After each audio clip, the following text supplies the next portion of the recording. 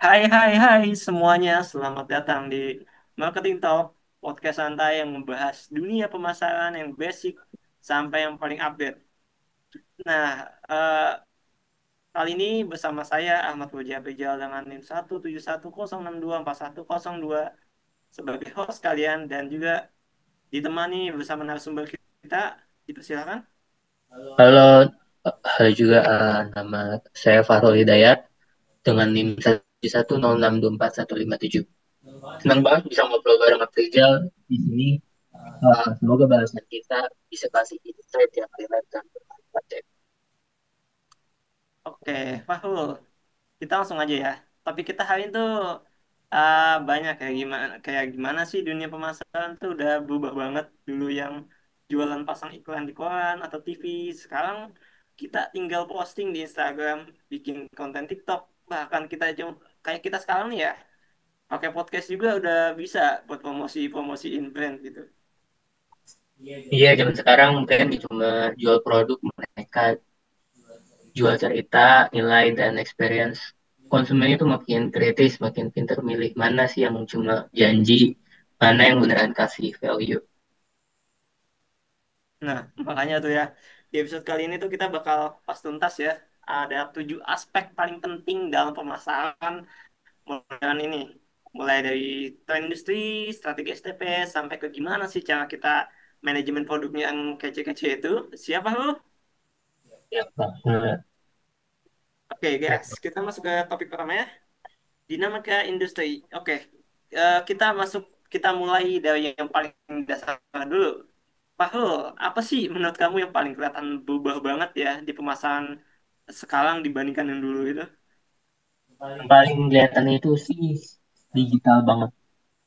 Sekarang hampir semua aktivitas marketing udah serba online, mulai dari awareness sampai konversi. Dulu marketing itu masih sekarang mungkin personal dan nggak zaman iklan satu untuk semua. Sekarang semua sudah terarah lebih ke micro targeting. Contoh yang paling gampang itu Netflix. Rekomendasi filmnya itu beda-beda buat tiap orang karena analisis dari tontonan kita. Fix ya, fix banget. Saya tuh sering ngerasa kayak iklan medsos tuh kayak kok paham gini ya, paham banget sama saya itu kayak kok bisa tahu gitu loh gimana cara nyari film atau barang-barang yang lagi saya cari gitu tiba-tiba muncul aja di IG, TikTok atau YouTube.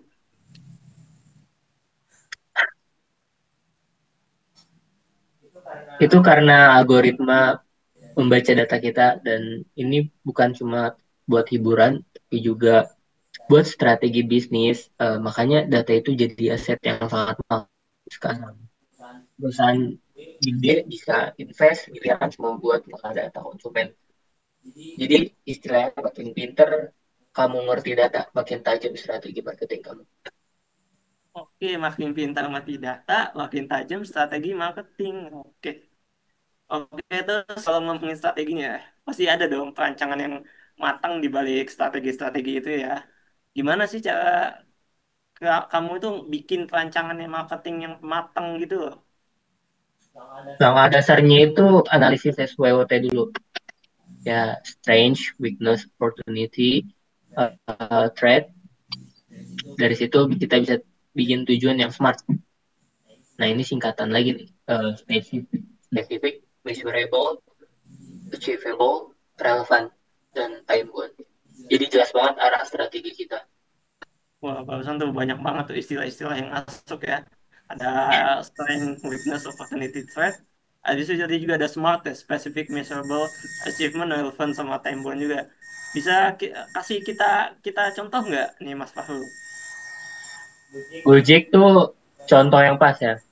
Di awal mereka nggak langsung serang semua lini, em, mulai dari transportasi dulu, kayak GoRide, gitu, bangun loyalitas, baru deh masuk ke GoFood, GoSend, GoPay. Nah, itu contoh strategi berharap yang sangat, itu contoh strategi yang sangat bertahap, yang sangat calculated. Mereka juga bikin branding kuat dari awal, jadi pengguna loyal nggak gampang pindah ke kompetitor yang lain. Oh, berarti ini ya, kuncinya tuh nggak cuma ide doang ya, berarti ya. Tapi eksekusi yang terarah dan sabar juga berarti. Betul banget. Oke, sekarang banyak kan seperti yang kita tahu ya, sekarang banyak banget kan yang udah go internasional, tapi makin ke sini orang juga makin peduli sama isu lingkungan ya. Gimana tuh biar ngebalance ini nih, biar apa ya, seimbang gitu, ekspansi sama sustainability-nya. Itu tantangan besar tapi juga peluang. Sekarang konsumen, terutama Gen Z dan milenial, nggak cuma lihat produk, mereka lihat misi kan.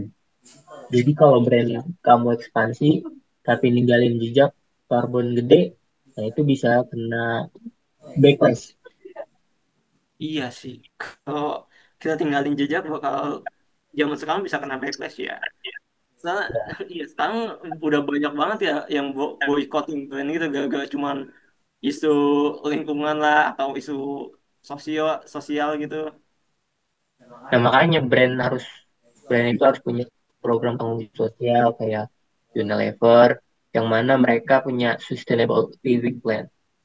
Mereka redesign kemasan supaya bisa didaur ulang, edukasi konsumen soal penggunaan air, dan pastikan bahan baku dan sumber daya yang etis.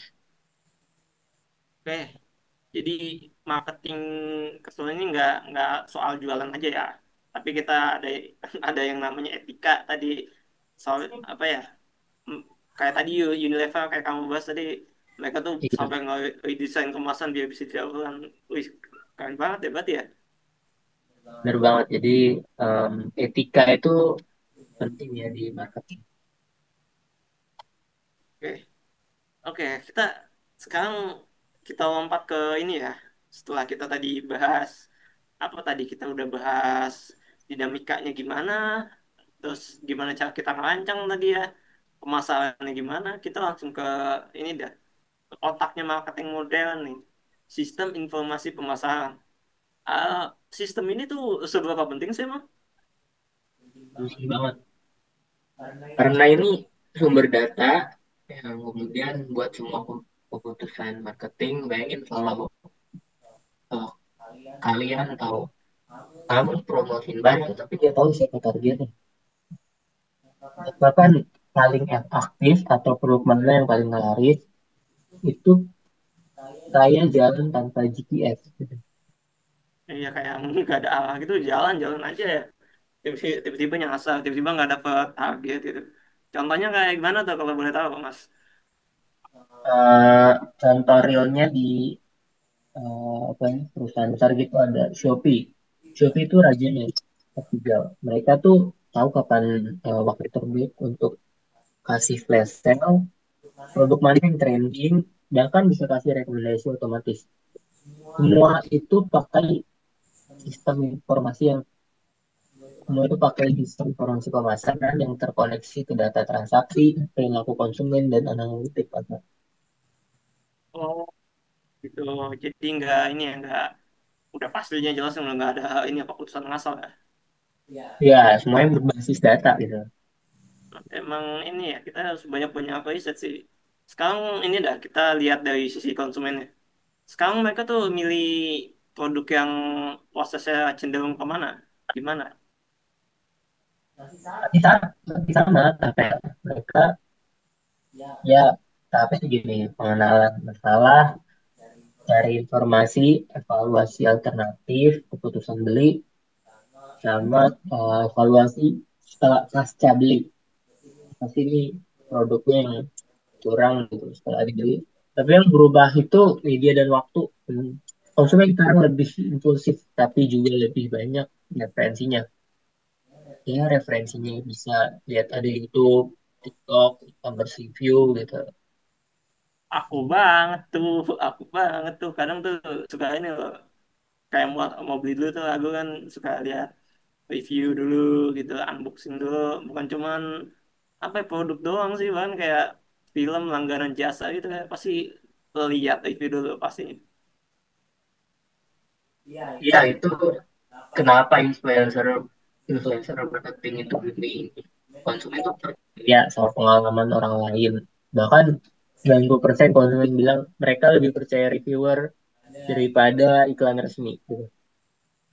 Ya, benar sih ya. Kalau emang yang ngomong orang lain itu beda asal sama kalau yang ngomong tuh usahanya sendiri. Maksudnya yang buat bilang jelek ke produknya kan nggak mungkin ya.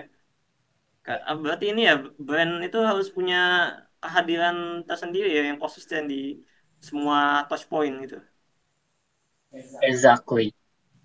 Oke, konsumen makin ini nih ya. Oke, gue mau ngomong nih kan konsumen kan makin beragam nih ya. Ya, Gimana sih caranya brand itu bisa tahu mereka tuh mau bidik siapa gitu loh. jawabannya itu monitoring, segmenting, targeting, positioning. Segmentasi sekarang lebih mendetail, bukan cuma umur atau di gender gitu, tapi mereka masuk ke kebiasaan, lifestyle, nilai-nilai yang mereka sukai lah. Kayak gimana tuh maksudnya tuh? Um, ya ada contoh nih, brand besar Nike. Mereka punya segmen buat pelaku, terus atlet profesional sampai fashion sneaker. Sorry, sampai fashion sneakers ya, atau bilang sneakers gitu. Dan tiap campaign-nya disesuaikan positioning mereka bukan cuma sepatu tapi semangat. Ada tuh slogannya just do it. Just do it. Just do it. Oke. Berarti penting banget ya. Penting banget nih kita bikin brand image yang pas sama konsisten gitu. Ya, Ya, ya biar uh, ini nggak bingung ya. ya Oke, berarti positioning itu dari position ya. Positioning itu jadi brand kamu ke konsumen. oh iya juga ya berarti ya positioning kan ini ya kayak brandnya tuh kayak janji gitu loh ke konsumen ya. Oke, oke, benar. Oke, kita masuk ke topik ketujuh. Ini kok bisa dibilang topik terakhir ya. Kita bahas manajemen produknya. Setelah tadi kita udah bahas ini kan gimana dinamika perancangan terus gimana sistemnya, kita sekarang masuk ke cara manajemen produknya. Oke, di era yang sekarang ini semuanya kan cepet banget ya berubah gitu, tetap ganti terus berkembang terus ya gimana sih cara brand ngatur siklus hidup biar produknya tetap berjalan gitu. Ya kita nih apa namanya istilahnya produsen atau pebisnis itu harus adaptif banget. Produk itu ada masanya, masanya itu pertama ya kita introduction, growth, Oke. maturity, decline. Tugas brand adalah memperpanjang umur produk atau siapin produk baru gitu. Maaf kayak gimana tuh maksudnya apa tuh? Nah, contoh brand gede banget, ya emang semua orang pasti tahu itu. Nah ini Apple. Nah Apple tuh masternya. Mereka tuh ya, ya pokoknya masternya lah. Mereka bikin Apple sistem produk kayak produknya itu iPhone, Mac, iWatch, iPhone, dan itu kan itu semua saling istilahnya terhubung, bukan cuma produk tapi experience gitu.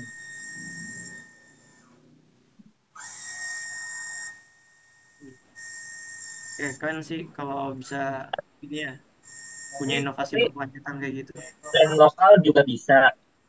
Kayak Polytron yang mulai dari elektronik rumah lalu masuk ke smart appli- appliance yang relevan sama tren akhir sekarang. Ya, oh, keren banget sih. Itu kalau kalau bisa punya inovasi kayak Apple gitu keren juga ya. Ya emang kuncinya itu tetap relevan di pasar. Iya, jadi nggak meskipun banyak pesaing yang datang kita tetap ini relevan itu bisa bersaing. Oke, Ya, udah semua kita bahas ya. Seru banget lah pokoknya hari ini kita obrolannya. Udah bahas mulai dari tadi digitalisasi, sustainability, sampai gimana tadi apa ya, konsumen makin melek gitu sama teknologi ya. intinya marketer zaman sekarang itu harus adaptif, Like data dan selalu berpikir dari sudut pandang yang berbeda. Oke, buat apa ya? Buat inilah, buat kalian yang lagi belajar marketingnya atau pengen masuk dunia ini, jangan takut buat explore. Benar, jangan takut. Dunia marketing tuh luas, luas banget dan selalu berganti. Setuju banget. Ya, terus belajar, upgrade skill, dan jangan lupa untuk selalu peka sama perubahan yang ada di sekitar. Udah deh, itu dia episode kita kali ini ya di Marketing Talk. Oh, makasih banget udah yang bagi kalian yang udah dengerin, makasih banget buat Pak Hul ya yang udah mau nemenin kita kali ini. Ya, sampai ketemu di lagi di Ya sampai ketemu lagi di episode selanjutnya. selanjutnya. Dadah. Dah.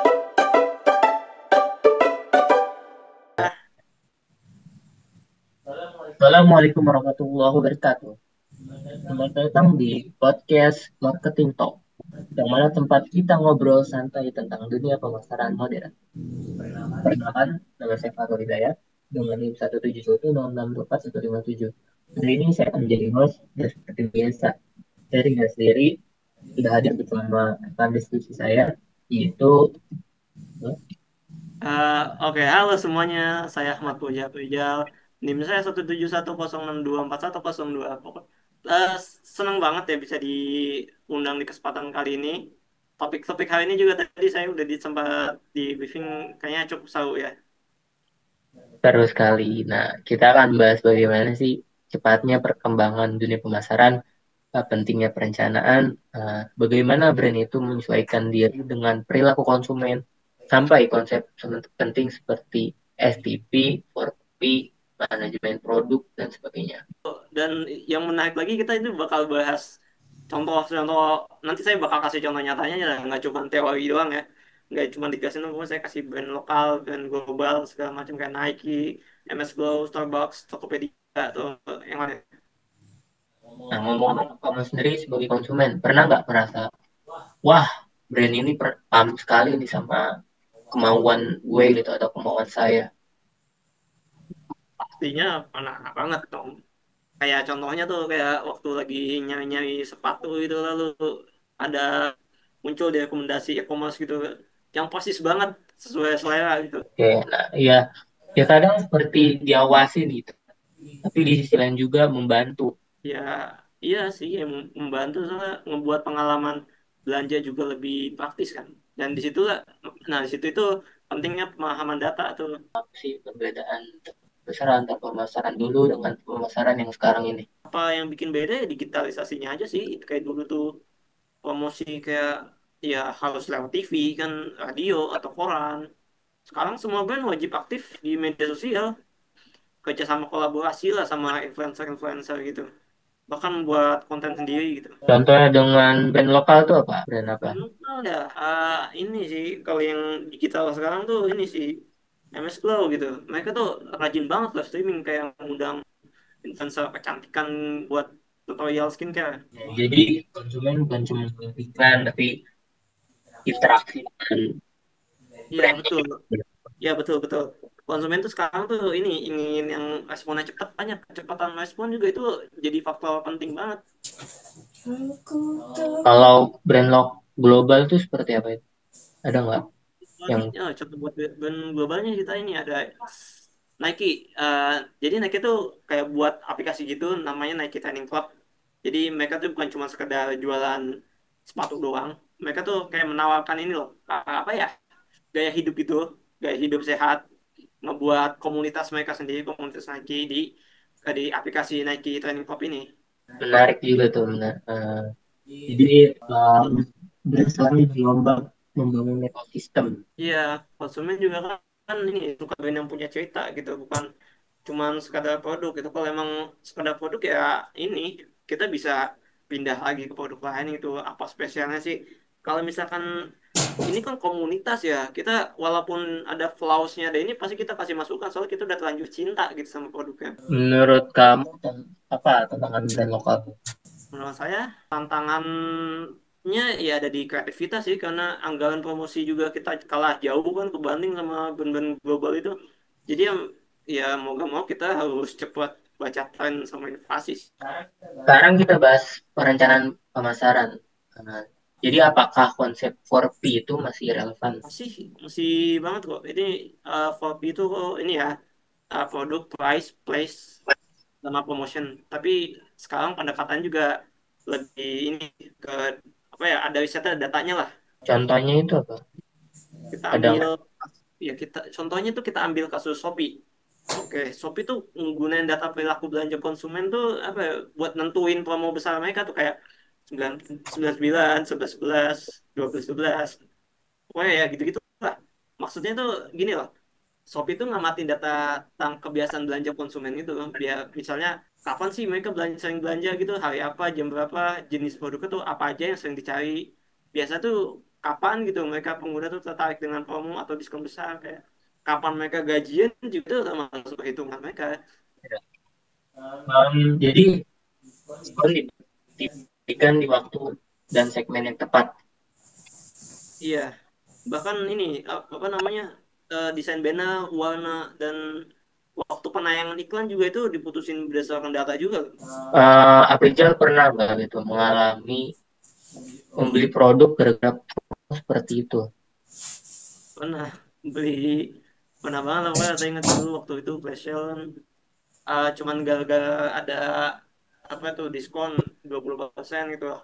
Padahal tuh harga aslinya emang segitu, dimahalin terus didiskonin. Tapi beli karena kelihatannya murah gitu. Ya, kita bahas tentang pemasaran global dan berkelanjutan. Eh, apa aja sih yang contohnya gitu global dan Ya, pemasaran berkelanjutan? global dan berkelanjutan tuh kayak ini loh. Ada yang namanya Starbucks. Kita semua tahu Starbucks ya. Dampak sosial ini juga bisa nambah citra positifnya. Iya, betul. Konsumen modern tuh apa ya? Lebih inilah, peduli sama lingkungan, kayak mereka bahkan ini loh, ada yang rela bayar harganya lebih mahal tuh demi cuman biar ini loh apa ya, biar produknya tuh lebih ramah lingkungan, mereka rela bayar mahal, itu ada surveinya. Oh, jadi keuntungan finansial dan kepedulian sosial bisa berjalan beriringan gitu. Iya, brand brand sukses tuh soalnya bukan ini loh, bukan cuma soal keuntungan, tapi soal apa ya, dampak positifnya ke masyarakat dan lingkungan juga. Menurut kamu brand lokal juga sudah ke arah sana belum? eh Mungkin kalau bisa dibilang sudah mulai ya, sudah mulai ini. Kayak contohnya kita ambil Wardah tuh, mereka tuh dengan program Green Factory dan Ega itu mereka udah ini pakai bahan yang ramah lingkungan. Sekarang kita membahas sistem informasi pemasaran. Nah, fungsinya itu apa sih buat sistem informasinya itu?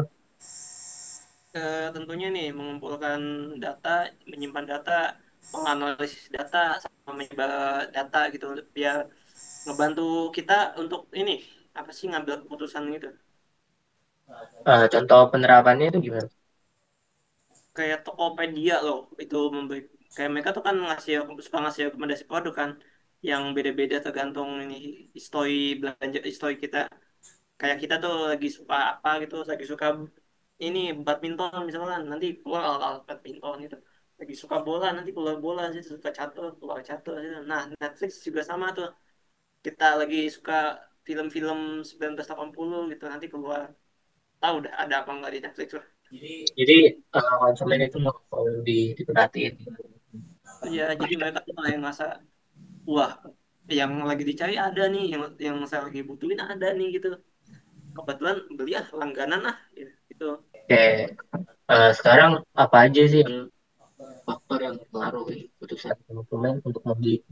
Faktor tuh ada banyak sih ya, cuman garis besarnya tuh kita ini ada namanya faktor psikologis, kayak motivasi gitu, kayak habis itu yang kedua ada faktor sosial, kayak lagi dibuyuk temen gitu, dipaksa sama temen. Kemudian ada namanya faktor budaya juga itu. Terus ya ada lagi tuh faktor pribadi, kayak pendapatan kita berapa kan, pendapatan orang kan Indonesia beda-beda. Brand lokal itu menyesuaikan strategi juga ya. Kalau brand lokal, iya, brand lokal ya. Soalnya kan brand lokal tuh pasti paham banget kan konsumen Indonesia tuh bentukannya kayak gimana gitu. produk tapi konsumen Indonesia tuh suka banget promo sama harga yang hemat. Maka tuh mereka kan nyiptain program-program yang ini sesuai sama kebutuhan belanja manusia di Indonesia gitu. Iya, iya. Contohnya itu seperti apa? Contoh ini Alfamart. Mereka ini tuh sering bikin program-program tuh kayak tebus murah tuh, jika kalau kalian nggak tahu tebus murah itu apa. Jadi kalau misalkan kamu beli produk dengan harga apa ya nominal tertentu gitu, misalkan beli 200.000 nanti dapat gratis ini, beli segini dapat ini. Nah itu tuh biasanya kayak gitu tuh, jadi kamu bisa nebus produk tertentu dengan harga yang jauh lebih murah atau bahkan gratis gitu. Terus ada juga ini program bundling. Bundling itu ya simpel kayak beli dua gratis satu gitu. Beli dua atau beli satu lebih murah. Beli selusin lebih murah daripada beli satuan 12 biji. Nah itu bundling. Menariknya, menarik. Jadi bukan cuma potongan harga biasa. Ya sebenarnya apa ya, strategi ini juga muncul ya karena mereka ngeliat konsumen Indonesia gitu yang suka dapat keuntungan lebih gitu, bonus tambahan. Secara psikologis konsumen ngerasa ini belanja mereka tuh lebih worth it gitu. Benar juga ya. Kadang kalau saya sendiri ke Alfamart itu lihat ada promo bundling gitu. Kira juga jadi beli, padahal nggak ngerencanain. Jadi kuncinya brand lokal harus benar-benar paham kebiasaan belanja konsumen, yang ada di konsumen pasar, dan perilaku masyarakatnya gitu ya. Ya.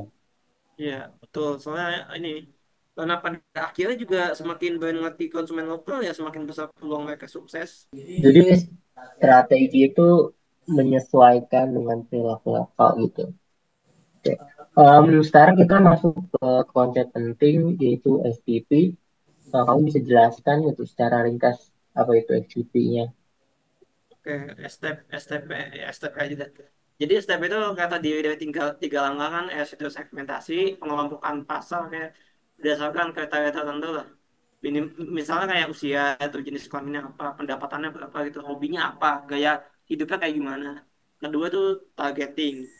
Segmentasi kan tadi itu milih kayak ininya kan, pengelompokan pasaran. Nah, targeting itu gimana cara kita milih segmennya. Udah kita segmentasi terus kita pilih lagi. Nah, itu namanya targeting.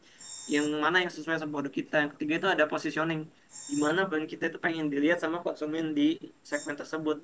Kayak cerita atau pesan apa gitu yang pengen kita bangun. Oke, menarik. Jadi kalau brand nggak jelas nih segmentasinya, targetnya, nanti bisa jadi promosinya juga nggak gagal gitu atau nggak tepat sasaran ya. Iya, soalnya kayak apa ya? Misalnya kalau semua segmen disasar dengan pesan yang sama gitu kan ya kehilangan fokus gitu. Oh, Kita iya. harus tahu segmentasi juga. Oke.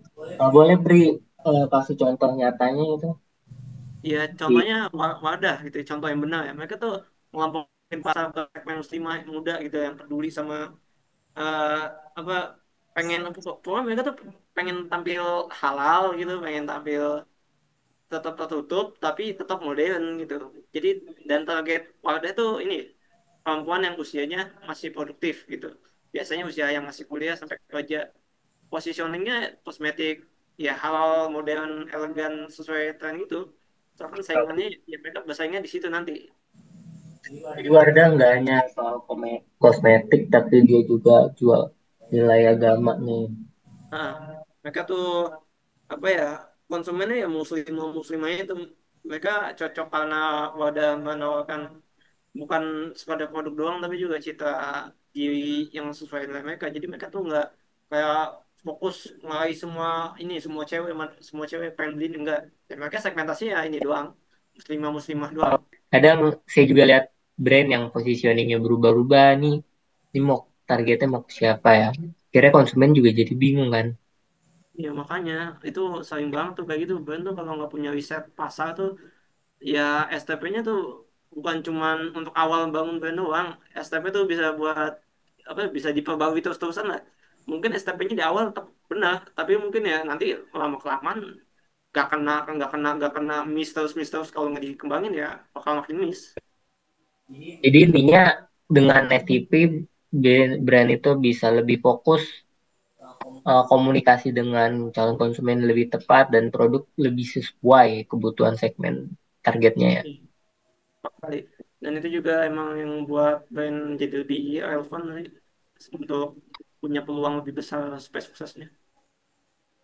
Nah, terakhir kita bahas manajemen produk Jal. Menurut Afrizal itu apa aja sih tahapan untuk manajemen produknya? Pertama, kita riset dulu yang jelas itu untuk memahami apa sih yang lagi konsumen butuhin di areas itu. Setelah itu kita bisa masuk ke desain produknya, merancang gimana bentuk, fungsi, atau tampilan produk biar menarik. Kembangin, kembangin produk itu. Pokoknya proses produksi supaya sesuai sama sesuai sama standar, habis itu udah siap dijual. Habis itu ya nggak kalah penting tuh ada evaluasi. Setiap brand tuh ngecek terus produk ini bakal diterima dengan baik gak konsumennya, oleh konsumen, atau ada bagian yang perlu diperbaiki nggak. Selalu cek feedback sama itu ya. Kalau dari brand global itu ada contohnya nggak sih melakukan hal yang seperti itu? Global kita ambil Apple, paling bagus tuh Apple udah jelas. Mereka tuh selalu kayak riset mendalam itu sampai uji coba desain segala macam sampai akhirnya merilis fitur-fitur baru yang emang ini dicari konsumen gitu. Bukan cuma sekedar inovasi kosong ya. Oke, Em, menarik juga nih. Jadi inovasi bukan soal nambah fitur canggih, tapi juga soal memperbaiki terus nyesuaiin produk biar tetap relevan. Betul, karena inovasi juga bisa berupa hal yang sederhana, nggak usah yang gede-gede. Misalkan ganti bahan jadi lebih ringan juga itu udah termasuk inovasi juga kok. Atau bahkan memperbaiki biar kemasan itu supaya ramah lingkungan. Oke, jadi kunci utamanya itu mendengar konsumen sama tetap ngikutin trennya ya. Iya, kalau brand berhenti inovasi, konsumen cepet bosen. Intinya manajemen produk membantu brand agar biar nggak cuma menciptakan produk bagus, tapi bisa pastiin nih produk itu tetap diminati konsumen dalam jangka waktu yang panjang. Iya, kalau menurut saya nih manajemen produk ini gak kalah penting sih sama promosi-promosi itu. Karena produk yang baik ya fondasi kehasilan pasar gitu. Jadi yang nggak cuma promosi gede-gedean tapi nggak di manage dengan baik kan. Coba. Gitu, oke. Sebagai penutup nih, bisa kamu rangkum lagi nggak nih poin-poin penting yang kita udah bahas eh, episode kali ini? Silakan Betul. di. Ya. Jadi sepanjang diskusi ini, pokoknya tadi yang tadi kita bahas tadi ya, pemasaran modern itu bukan cuma soal promosi ya. Jadi nggak cuma sekadar masang iklan, tapi juga ada aspek penting kayak kita tuh riset, riset pasar tuh kayak maunya apa itu untuk memahami konsumen inginnya apa. Habis itu manfaatin data-data riset itu supaya lebih akurat. Habis itu gunain tadi yang STP itu, segmentasi, targeting, sama positioning. Intinya brand kalau mau sukses tuh punya produk bagus, iklan besar, tapi ya benar-benar ngerti gitu konsumen maunya apa. Mau baik untuk konsumen lingkungan ataupun masyarakat. eh, Bagus banget, Jal. Pesan terakhir kamu untuk teman-teman yang setia mendengarkan dari tadi nih, apa? Menurut saya, pemasaran itu adalah bidang yang selalu berubah dan sangat dinamis bentuknya tuh, jadi nggak statis. Tren hari ini mungkin beda sama besok, jadi penting banget kita untuk selalu ini ya, riset apa sih yang lagi menarik gitu, untuk kita belajar juga bisa terbuka sama perubahan, dan juga berani nyobalah ide-ide baru, jangan takut gagal soalnya inovasi besar juga kadang-kadang kan ini lahir dari orang yang sering-sering salah itu. Oke, jadi jangan takut gagal gitu lah. Em, Benar juga nih. Kadang kita hanya melihat hasil akhirnya aja, tapi kan nggak tahu prosesnya di balik kesuksesan brand itu ada proses yang panjang, riset, terus juga kerja keras dan konsisten ya. Iya, makanya itu loh. Jadi yang membuat pemasaran menarik itu selalu ada uang gitu buat kreativitas, dan ada aja tantangannya. Oke, terima kasih Aprijal atas rangkumannya dan penjelasan Afrizal sangat jelas dan mendetail ya. Terima kasih juga buat teman-teman pendengar yang udah setia nih dengerin dari tadi sampai sekarang di menit-menit terakhir.